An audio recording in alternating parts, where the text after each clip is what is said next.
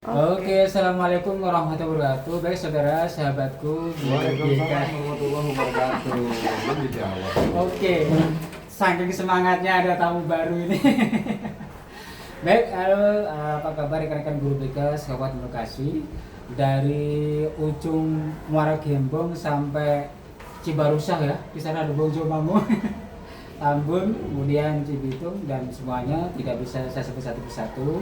Selamat datang di channel BK Peduli Siswa hari ini, dan saya alhamdulillah sudah kedatangan seorang tamu rekan mungkin sudah tidak asing lagi dengan wajahnya untuk teman-teman semuanya.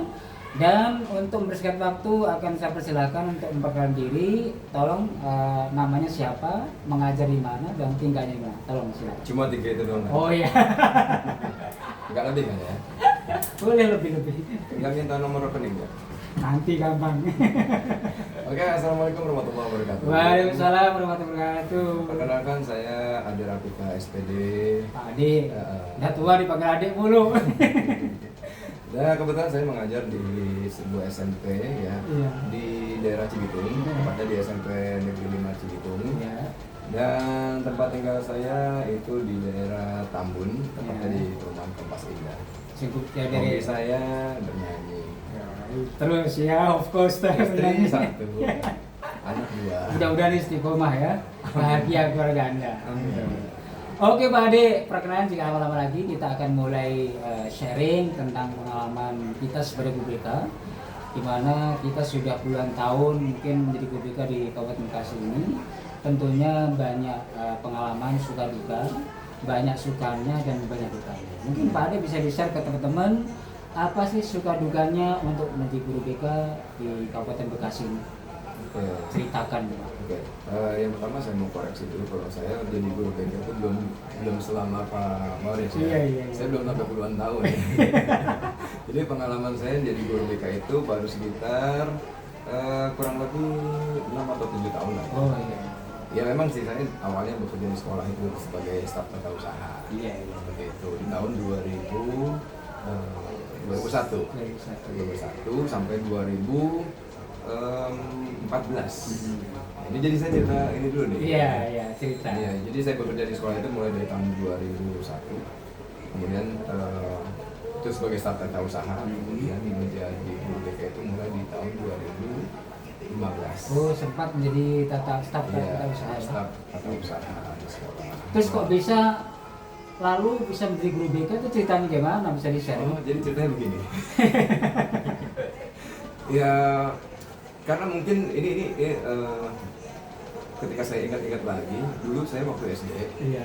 itu saya pernah ditanya sama guru SD saya, Hmm. Adi Rafika, iya Bu, cita-cita kamu mau jadi apa? Iya. Cita-cita saya mau jadi guru agama Bu. Wih, Ini beneran nih, sumpah ini, demi Allah ya saya ngomong ya. Jadi itu saya awalnya waktu SD ditanya cita-cita itu Pak. Saya pengen jadi guru agama. Dan ternyata Hah? Allah mewujudkan saya jadi guru, walaupun bukan guru agama. Meleset ya. Ya meleset dikit lah ya. Jadi guru BK gitu. Ya walaupun ketika sudah menjadi guru BK, tetap dong bisa kita sampaikan. Iya, jadi dikombinasikan. Perihal agamanya bisa. Kolaborasi agama dengan BK itu mantap Kolaborasi. sekali. Nah, tadi apa tadi pertanyaan? Jadi suka duka. Oh ya, suka dukanya ya. Suka duka menjadi guru BK atau Iya. secara umum nih? Sekarang sukanya dulu menjadi Sukanya guru dulu. BK. Sukanya itu saya memang ketika sebelum saya kuliah di keguruan, khusus di etik BK, itu saya bilang begini sama teman saya di SMA ya. Nah, ini yang memotivasi saya. Boleh saya sebut namanya ya? Ya boleh. Beliau itu Ibu Ika Sartika. Wah, itu my best friend. Iya. Ibu Ika Sartika, Teman saya. SPD, MPD ya? Iya. Di SMA Bonus. Pas ya, konsulat kan. Iya. Beliau saya udah konsulat kan. Nah, beliau yang memotivasi saya tuh waktu itu. Jadi ketika saya masih bekerja di SMA Satu Tambun Selatan, itu beliau bilang, Dek, kenapa kamu nggak kuliah lagi aja? Luar biasa. Itu Iya. teman-teman hebat. Mumpung kamu masih muda, dia bilang gitu. Untung yang ngajak guru. Kalau yang ngajak bandar narkoba lah jadi bos narkoba. Bandar bebek Pak.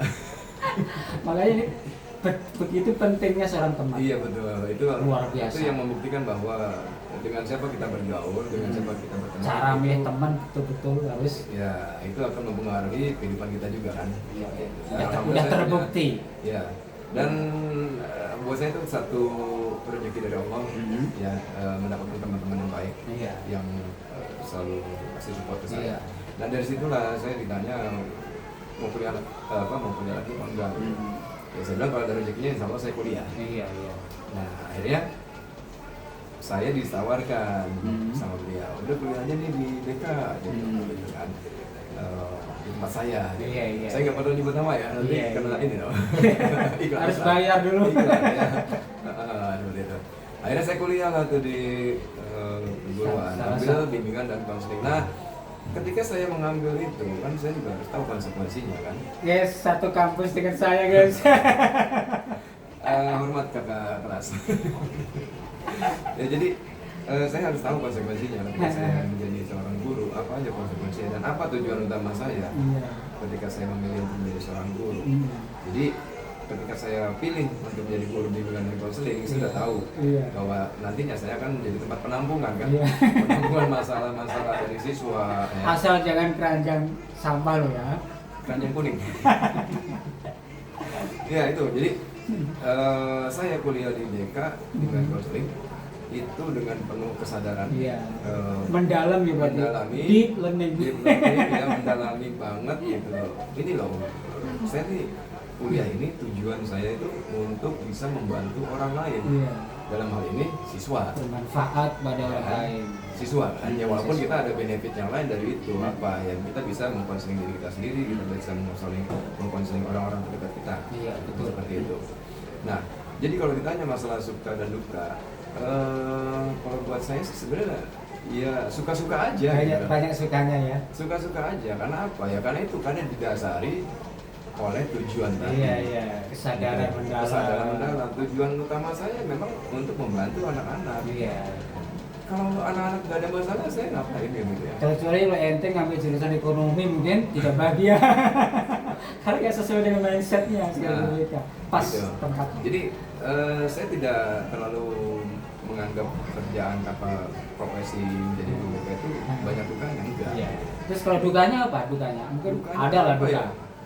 Ya, Atau itu- mungkin masalah fasilitas atau tempat kerja yang Oh. apa itu misalnya. Ya, itu beda lagi mungkin ya, konteksnya beda Siapa lagi. tahu didengar pimpinan. Ya konteksnya beda lagi. Ya itu enggak saya bilang duka sih, itu hanya mungkin sedikit kecewaan aja. Ya, kecewanya di mana? Karena sering kali kita mendengar bahwa guru BK itu adalah ujung tombak. Iya. Ya, ujung Front- tombak semua. front line. Ujung tombak dan selalu begitu kan. Iya. Gitu. Kesan saya tuh gini, ketika ada orang yang bilang kamu itu sangat berarti bagiku, Itu luar biasa. gitu. Kamu itu sangat berarti bagiku. Extraordinary. Tetapi ketika dia berbicara seperti itu, dia tidak menunjukkan apa tuh? Empati. Nggak mau mewujudkan itu. Oh, merealisasikan. Seperti misalkan saya bicara kepada istri saya, Hmm. aku sayang banget sama kamu, Hmm. aku cinta sama kamu, Mhm. kamu adalah bagian dari hidup aku. Wah. Kamu adalah ujung tombak keluarga ini. Tetapi aku nggak memberikan apapun ke dia. Iya. Jadi Kira-kira. bom belakang gitu ya. Kira-kira saya tanya sama kamu, bagaimana reaksi istri saya? Pasti wah nonsen tuh cintanya. Kosong, Omong kosong. bohong gitu ya. Buktikan dong cintanya Kalau kalau kamu emang cinta sama aku, beliin aku rumah, Iya. kan? Berikan aku emas permata, gitu kan? Terus fasilitasi dong aku biar aku lebih cantik, gitu Iya, kan? iya. Sama nggak? Iya, iya. Benar nggak? Kalau memang kita itu menjadi tombak, fasilitasi dong. Oke, ya makanya Ya. seperti itu. Jadi termasuk tidak mensupport Betul. kerja, fasilitasnya tidak mendukung. Jadi- Tapi sementara ini Pak Ade kan masih konsisten jalan terus ya. Oh iya. Tidak Karena, menjadi penghalang.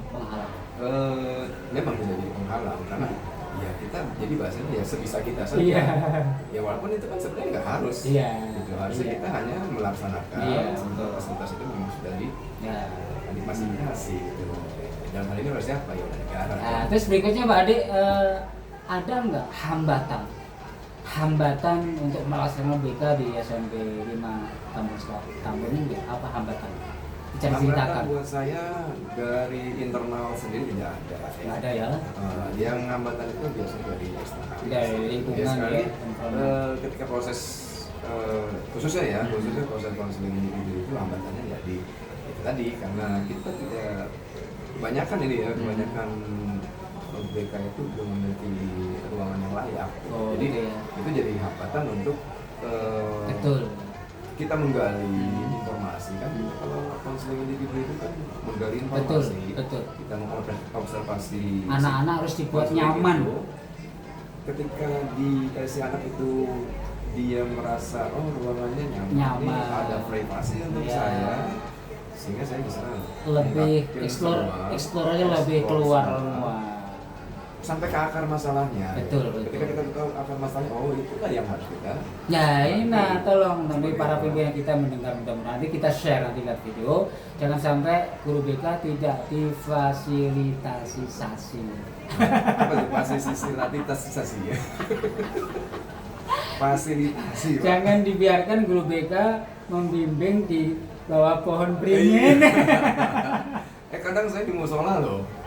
Iya, kadang saya di musola, kadang di anak tangga. Nah, ini luar biasa, tidak menghambat. Cuma kalau difasilitasi ya, mungkin lebih optimal. Betul.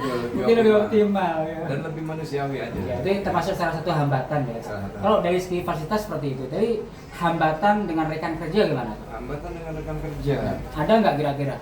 Ya tentunya tiap guru BK itu punya Ya. sendiri ada, kan bagaimana dia menyikapinya kan. Iya.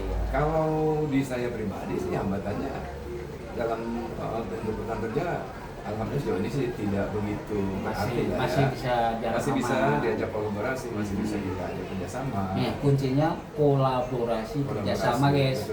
Betul itu kolaborasi. Jadi jangan sampai guru BK jalan sendiri, wali kelas sendiri atau guru pelajaran sendiri-sendiri. Ya. Jadi masih bisa berkolaborasi karena sebagus apapun kita ini tidak mungkin disenangi orang. Pasti ada yang tidak senang. Yang tidak senang kan masalah. Tapi ini masih bisa diatasi supaya kita fokus kerja. Masalah-masalah yang pribadi jangan dibawa. Yang penting saya koordinasi. Walaupun menurut saya itu enggan, tapi harus koordinasi dengan teman karena itu tugas profesi. Kan seperti itu beliau. Nah, Karena ketika kita konseling dan melibatkan orang lain dalam hal ini wali kelas atau guru-guru, itu pun pasti nanti kan finalnya itu kan kita akan mengambil keputusan. iya. The final decision is the client. Terus ada nggak hambatan dari orang tua? Hambatan dari orang tua, sejauh saya menjadi guru BK ya.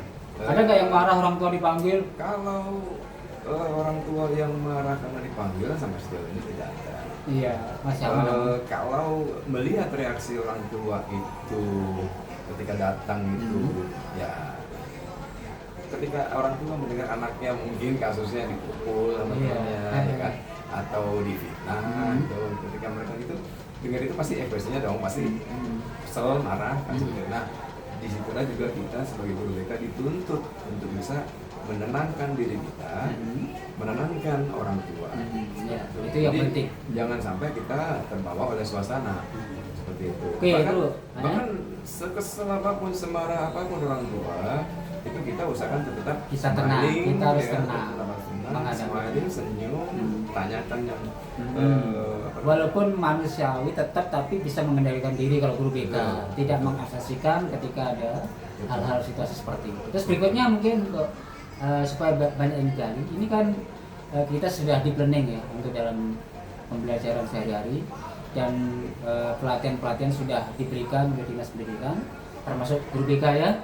Tapi untuk Pak Adik sendiri untuk di planning BK ini pandangannya seperti apa? Sudah memang BK sudah include di dalamnya, sudah ada di planning atau bagaimana?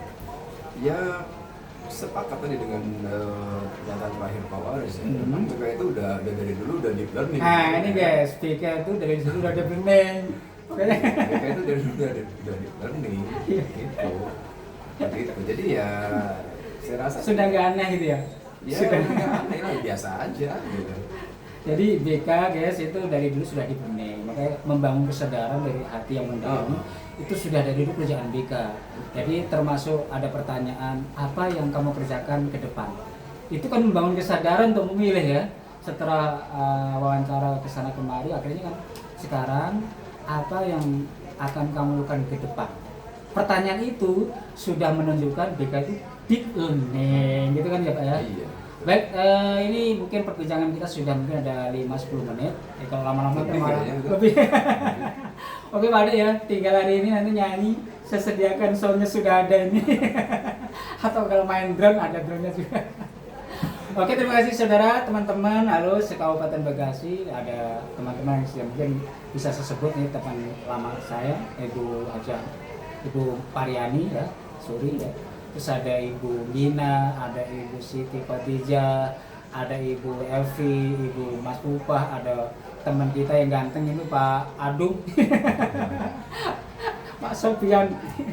Dan terakhir saya juga mau sampaikan Sebut. bahwa apa yang saya sampaikan hari ini Iya. juga mungkin ada yang tidak sependapat. Iya, mungkin, betul. Iya, kan? betul. Karena ini juga kan opini juga kan.